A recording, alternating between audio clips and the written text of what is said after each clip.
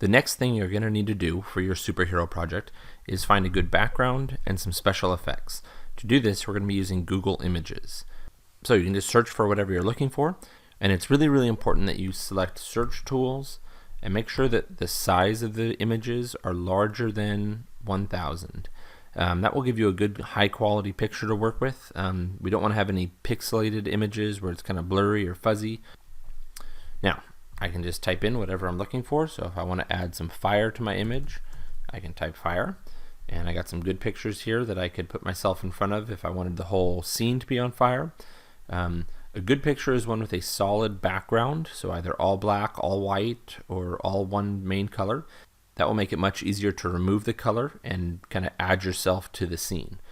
Another nice thing with Google Images is if I find a picture like this one, which I could kind of use to look like the fire is coming out of my hand, what Google does over on the side is it finds other pictures that are similar to that. You can then click on View More, and it'll find other images that all kind of have the look of like fire shooting out. That can be really helpful to kind of help you search a little faster and find some images. So I'm going to go again and make sure I select larger than 1024. And now I've got these similar looking files, but I'm making sure I'm only getting the large ones. So it's easy to spend a lot of time just searching for the perfect picture. Sometimes you gotta just kind of grab one and go with it. So I'm just gonna use this one here, and I wanna make sure I view the image so I get the full size picture. When you do that, it should open it up much larger, and I can just right click on it. And I know last time we saved it to your computer, and that's a great way to do this if you want to really be working with the pictures and using them over and over again. But if you just want to bring it straight to Photoshop, it's even easier to just copy the image, come down to Photoshop, and then do Control V. And that will paste the picture into your project.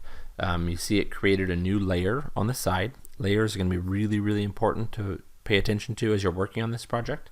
And now I'm just going to use the magic wand tool to remove all the black. I'm going to start by zooming in a little bit with the navigator. Remember, F12 opens up the navigator. And on this image, you can see as I start clicking on the black, it gets pretty well all the way around the edges, but there are some places on the inside where there was some black. That's going to take a long time to go around and grab all of these little tiny spots. So a cool thing with the magic wand tool that I haven't shown you yet is this box down here that says contiguous. Contiguous means connected. Now right now it's checked, which means it's only going to grab black sections that are connected to wherever I click. So it doesn't get the insides of the flames. But if I uncheck that and click again, it will grab any black in the image. And you can see it starts to get most of these little sections in here. And if I just hold down Shift and click on another section, it will start to add more and more of that. Now you want to be careful not to take off too much of the fire, but that should be a pretty good selection now. And if I hit delete, it will delete all of that, so I'm left with just the fire burning. Remember, Control D will let go, and I can use this move tool to move the fire up to my hand. It's obviously way too large, so when you resize, you always want to try to use a corner, and I'm going to resize it down a little bit and kind of set the fire burning in my hand.